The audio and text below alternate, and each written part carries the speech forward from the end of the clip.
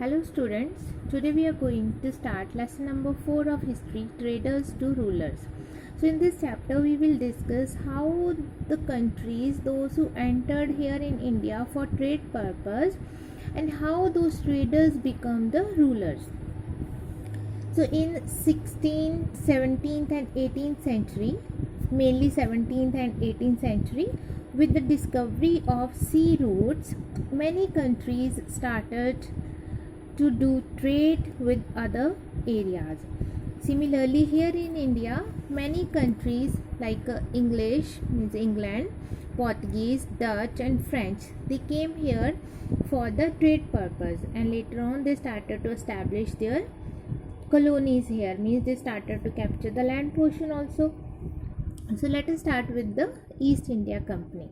So in 1600s, East India Company acquired charter from the ruler of England. So they got the authority or grant from their Queen Elizabeth I, and she granted sole rights to trade with the East. Now they got this right. Now they can do trade with the Eastern countries.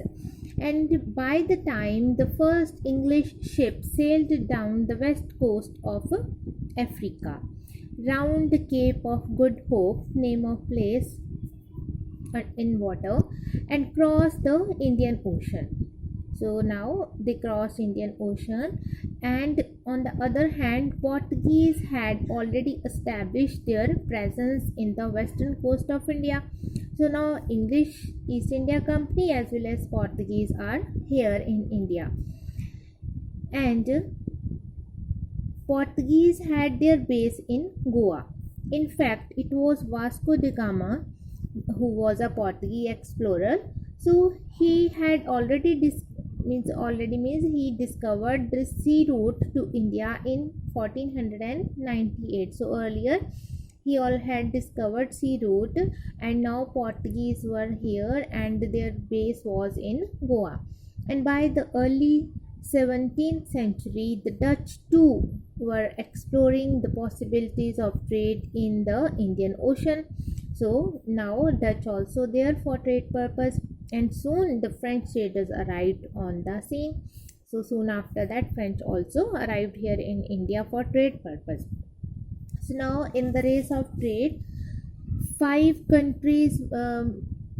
four countries were there: England, Portuguese, Dutch as well as French. So from England, East India Company was here. So as they all were the competitor, they don't want to see other person to be successful in this kind of trade. So they are the trading enemies now. Due to this reason and the urge to secure markets therefore led to fierce battle between the trading companies. Due to this reason, now these trading companies were the enemies now. And through the 17th and 18th century, they regularly sank each other's ship. So in the water, they started to sank down each other's ships. Means they started to attack on the trading ships, and they started to block the routes. Means they start to block the trade routes, and prevented rival ships. Here rival are the trading rivals, so their ships from moving with supplies of goods. So these countries or the companies from these countries, they started to attack on the ships. They started to block the trade routes, and they started to stop the supply of goods, and trade was carried on with arms, and trading posts were protected through fortification. So due to this type of attacks by the rival companies, all the competitors, they started to do fortification. They started to move their ships with armaments so that they can protect themselves. And this effort to fortify settlements and carry the profitable trade also led to intense conflict with local rulers. So as they started to fortify their area, means their area where they established their trade, where they established their base, the companies, like that kind of things, they started to fortify their area for the purpose of protection. They just want to protect their trade from the other rival companies or rival countries. So they started to fortify their area. So as they fortify their area, which was the part of India, and as we know, during that time India was divided into number of small kingdoms. So the rulers of those particular areas, they were not happy with this type of fortification. So there was intense conflict with the local rulers. The conflict with local rulers with these trading companies was emerged. So situation was tense now. Due to that reason, there were battles. So let's start with the Battle of Plassey. When Alivardi Khan died in 1756, Sirajuddaulah became the Nawab of Bengal, and the company was worried about his power and keen on a puppet ruler who would willingly give trade concessions and other privileges. So Alivardi Khan was died, and Sirajuddaulah, who was the new Nawab of Bengal, he was not a type of puppet ruler, so he was not ready to accept the wrong demands of company. So here company was in search of a kind of puppet ruler who can give concessions to them.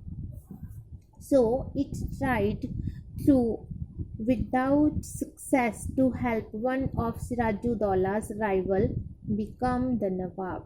So the East India Company was in search so that instead of Sirajuddaulah, they can find some other ruler who could be a puppet for them. So they started to do the things in that. For that they started to search some of enemy of Sirajuddaulah, and Sirajuddaulah warned the company not to meddle in the political affairs, mean not to interfere in the political affairs of his dominion, means where his control is there, means mainly in Bengal. So he warned company not to interfere in the matters of Bengal. But the negotiation failed, means company was not agreed, as well as Sirajuddaulah was also against companies this kind of interference. So the Nawab marched with 30,000 soldiers to the English factory at Qasim Bazar, and they captured the company officials and they locked the warehouses. Warehouse means large storehouses, and disarmed all Englishmen and blockaded English ships. So they just capture their area, and they locked the large storehouses and make the Englishmen disarmament and block the ships also. And after this, these soldiers of Nawab, they started to march to Calcutta to establish control over the company's fort. So where company established their fort, they started to march towards that area.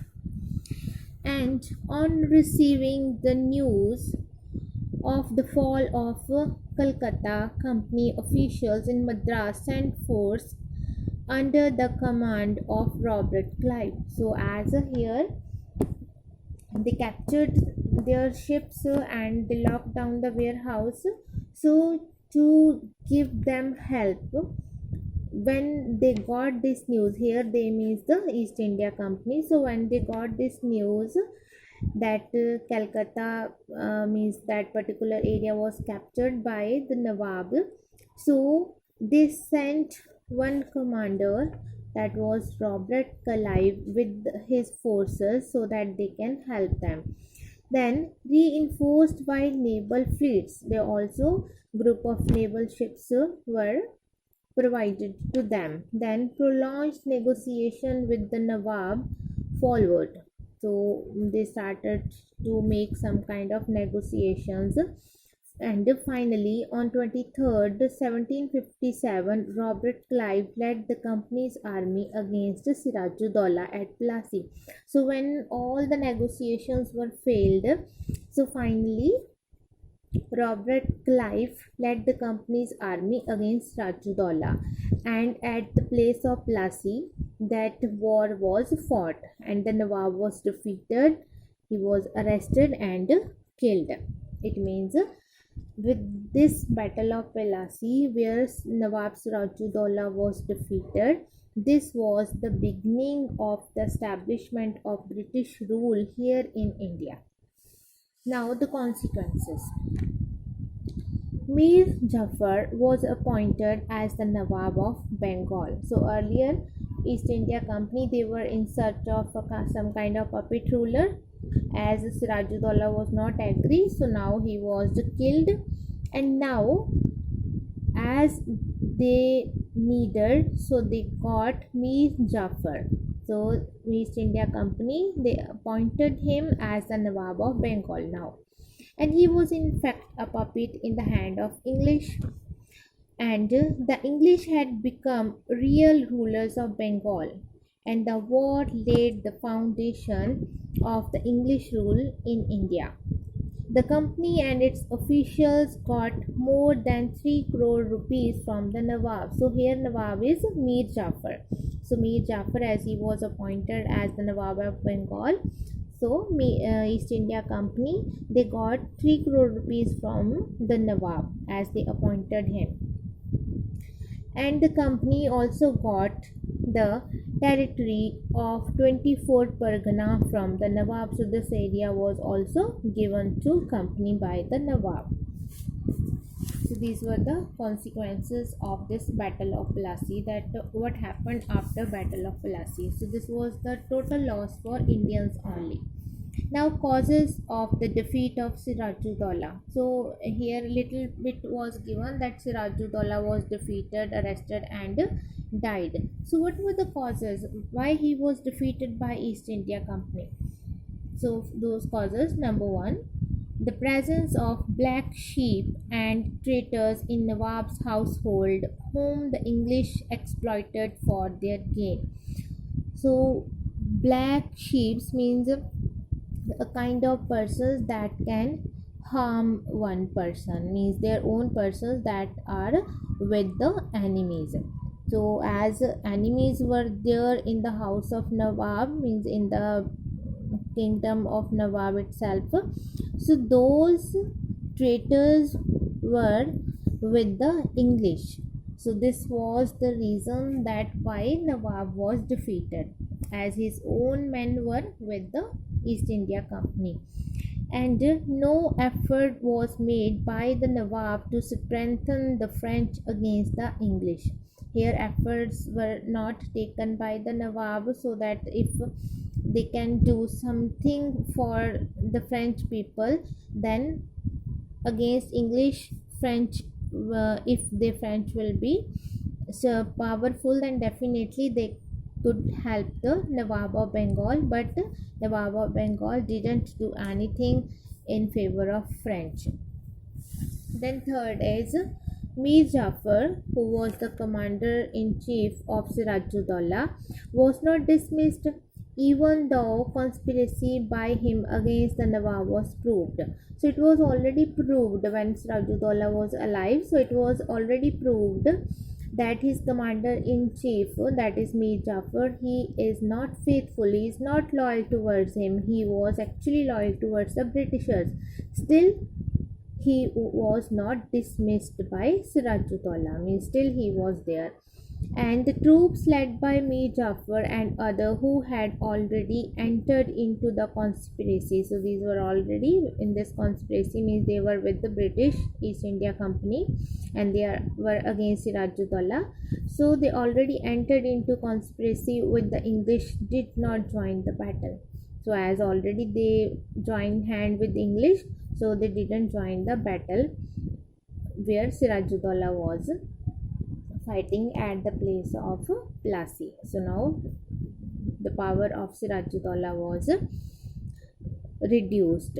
Then Jagat Seth, who was banker of Nawab, did not support him during the war. So he was a banker, but he didn't support him. So now, due to all these reasons, Sirajuddaula was very weak in front of East India Company, and he was defeated by the company. So this was the first battle which was the cause of the settlement of English rule in India. Then second is the Battle of Buxar. In the time period is 1764. The battle was fought between Mir Qasim, Shah Alam and Shujaudullah on one side and the British on the other. And the main reasons for this war were: number one, after the Battle of Plassey in 1757, the English East India Company ordered Bengal to pay the expenses of Bombay and Madras presidencies, as they were having puppet ruler over there. So they started to get more and more from the Nawab, and to sponsor revenue for all the companies export from India. So here they were expecting more and more from the Nawab, so that they can give money, means they can give help in the form of money to East India Company for the success of their trade here in India in different areas. And the company wanted to bring the Nawab of Bengal under its control to drain of wealth, but he refused to comply. He was deposed in 1760. So earlier he was giving as much as was required by the company, but now it was beyond the limits of this Nawab. So when the company wanted to bring the Nawab of Bengal under his total control so that the wealth could be drained out towards English, then Nawab refused to comply, means he refused to obey. Now he was not ready to obey all the orders of East India Company. So due to this reason he was deposed in 1760. So East India Company removed him, as he was appointed by East India Company. So here they removed him from the post of Nawab, and after him his son-in-law Mir Qasim was appointed the Nawab of Bengal.